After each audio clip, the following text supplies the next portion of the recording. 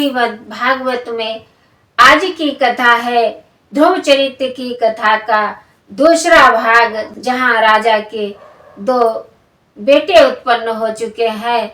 ध्रुव को सूरज ने गोदी से नीचे उतार दिया और कहने लगी, अगर पूर्व जन्म में थोड़ा भी पुण्य किया होता तो आज इस गोदी के लायक होता, मेरे कोख से जन्मा होता तो इस गोदी के लायक होता, तो इस गोदी के लायक नहीं है। ध्रुव का अपमान करती है। ध्रुव चुपचाप खड़े भी नहीं रह सके, अपनी माँ के पास आ गए और क्या कहते हैं, चलिए आगे की कथा सुनते हैं। अपमानित ध्रुव के लिए था अब कहाँ प्रमोद, एक वही आधार थी निराधार की गोद। ध्रुव ने आते ही तुरंत की दुख भरी पुकार, अकुलाहट से उस तरफ उठी एक झनकार। ओ दुखियारी के दुखी लाल दर्दी ने पटका है, ओ मुझ निपुतनी के सपूत किसकी आंखों में खटका है। किस बेदिल ने तेरे दिल को बेटा धक्का पहुंचाया है, किस बेआंसू की आंखों ने तेरा यह अश्रु गिराया है। माता के प्रेम प्रलापों से संकोची भांडा फूट गया, ममता की ठोकर खाते ही लज्जा का ताला टूट गया। बोला माता मैं और बंधु राजा के साथ खेलते थे, उस गोदी में चढ़ने को हम दोनों खूब उछलते थे। रानी ने मुझको दे पटका, झटका दे दिया कलाई में, दो चार शब्द भी कह डाले मेरी और तेरी बुराई में। रो रो कर ध्रुव ने कहा अपना सारा हाल, हाथ पकड़ माँ ने कहा यो मत रो लाल।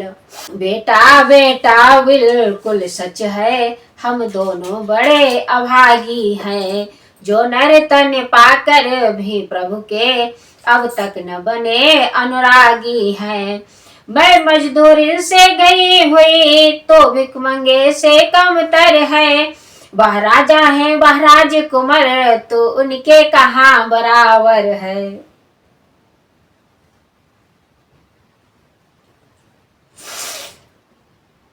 मुझको न समर्थता दी प्रभु ने, जो प्रभुता वो तुमको दी है, जो पिता ने गोदी देता है तो परम पिता की गोदी है।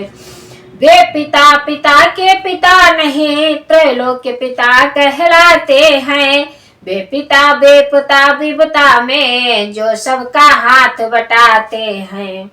उनकी लीला से गोदी क्या त्रैलोक के राज्य मिल सकता है, जो उनके आश्रय जाता है वह कभी निराश न होता है। इसलिए यही मैं कहती हूँ बेटा मत मेरे आगे रो, जो तेरे आंसू धोवेगा उस परम पिता के आगे रो।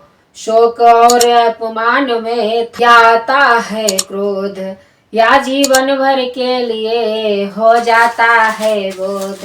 इधर ध्रुव जब रोकर माँ के पास पहुंचे हैं तो माँ ने समझाया है ध्रुव को कि बेटा सच में हम तुम बड़े अभागे हैं, पिता की गोदी से जो सुख नहीं मिलता वो परम पिता की गोदी से सुख मिलता है, उनकी शरण में जाओ। समझाने लगी है आज सुनीति ध्रुव को। ध्रुव बोला माँ बस रहने दो, मैं उसी पिता पर जाऊंगा, जो ध्रुव हूँ तो ध्रुव पद पाकर आजीवन ध्रुव कहलाऊंगा। वह परम पिता है बता कहाँ, जिस जगह ढूंढने जाऊं मैं, कोई सीधी सी राह बता जिससे किसी ग्रही पाऊं मैं। माता बोली वह विश्व रूप सर्वज्ञ सर्वदा रहता है, फिर भी उसको प्रत्येक ग्रंथ अव्यक्त अगोचर कहता है।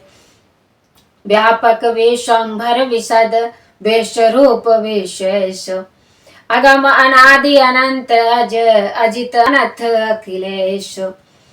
वह मुझ में है वह तुझ में है, इस घर में है इस घास में है, इस जल में और उस वायु में है, इस अग्नि में है आकाश में है।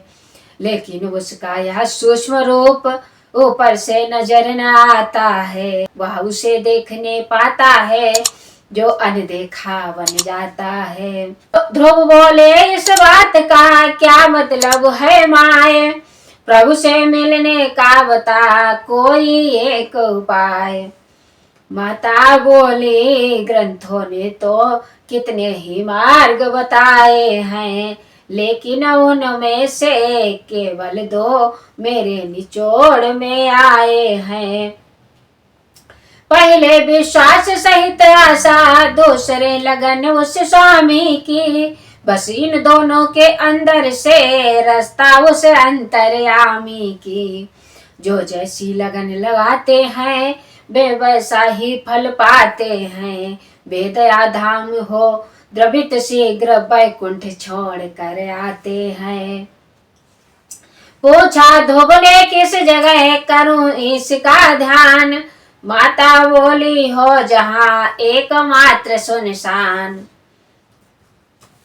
घर में रहने से नई नई घटनाएं आगे आएंगी, भक्ति से हृदय बिचलाएंगी, क्षण क्षण भर मोह बढ़ाएंगी। बस घर तज कर तू वन में जा, होगा वह सब मन चाहा तेरा। तेरा माँ है तो उसका है, माँ है तेरी न पिता तेरा। श्रीमद् भागवत का एक छोटा सा भजन आपको सुनाते हैं। भक्त कहता है मुझे राम चरण प्यारा है, भक्त कहता है मुझे राम चरण प्यारा है, राम कहते हैं मुझे भक्ति भजन प्यारा है, राम कहते हैं मुझे भक्ति भजन प्यारा है। भक्त कहता है मैंने छोड़ दिया घर तुम पर, राम कहते कि मैंने स्वर्ग को विसारा है, राम कहते हैं मैंने स्वर्ग को विसारा है। भक्त कहता है मुझे राम चरण प्यारा है, भक्त कहता है मैंने खाक रमाई तन पर, राम कहते हैं मैंने जटा जूट धारा है, राम कहते हैं मैंने जटा जूट धारा है। भक्त कहता है मुझे राम चरण प्यारा है, राम कहते हैं मुझे भक्ति भजन प्यारा है। तो उनका है और भक्त के हैं वो भगवन, किंतु मुझे नीच का फिर कौन सा सहारा है, किंतु मुझे नीच का फिर कौन सा सहारा है। भक्त कहता है मुझे राम चरण प्यारा है, राम कहते हैं मुझे भक्त भजन प्यारा है। जय श्री गोविंद माधव की। ओके, समझ में आ गई। ध्रुव ने माता के चरण छुए और चल दिए। उसी समय छूकर चरण बन को चला ध्रुवलाल, ममता धारिणी उस समय सकी न होश सवाल। सुनती उस समय परेशान हो गई और कहने लगी, वह था अब तक कर्तव्य मार्ग जो सच्ची राह सिखाता था, अब शुरू हुआ ममता विभाग जो दब दब कर उफनाता था। छाती से लाल लगा लिया, आंसू की धार बहाती है, वह भाव बदल कर बेचारी अब उल्टा पाठ पढ़ाती है।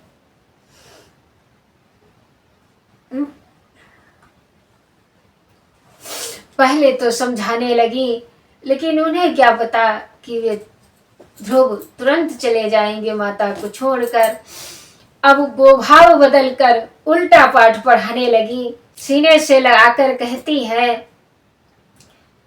बोली बेटा रोटी खा ले, मैं दही मांग कर लाती हूँ, तेरे पीछे अब तक मैं भी भूख से तड़पती जाती हूँ। अब बोले अब क्या करें यह बातें विपरीत, हलवे में भूसी न भर रहने दे यह प्रीति, इस ब्रह्म ज्ञान के पद पर रख, अब मोह के झटके देती है। चंदन के टुकड़ों से मैया कीचड़ में पटके देती है। भोजन आराम सभी होगा जब वह ईश्वर करवाएगा। यह बाह तभी अच्छी होगी जब परम पिता अपनाएगा। बस मुझे न कोई कपड़ा दे, भोजन दे और ना दुलाई दे। जिस तरह ज्ञान उपदेश दिया, माता उस तरह विदाई दे। माता बोली लाडले, तुम करने तप जाओ, लेकिन जाते समय का दर्शन मुझे दिखाओ। घर छोड़ा राज विभव छोड़ा, छोड़ा कुलपति का चारा था। इस दुनिया में हम तेरे थे और तू ही एक सहारा था। सो भी इस तरह छोड़ती हूँ, जाओ पर अब न दिखाऊंगी। बारे बछड़े गाय की तरह मैं तड़प तड़प मर जाऊंगी। ध्रुव बोले सौगंध तुझे, स्वर्ग से न नरक गिरा माता। आशीर्वाद दे हर्ष सहित, बस कर दे मुझे विदा माता।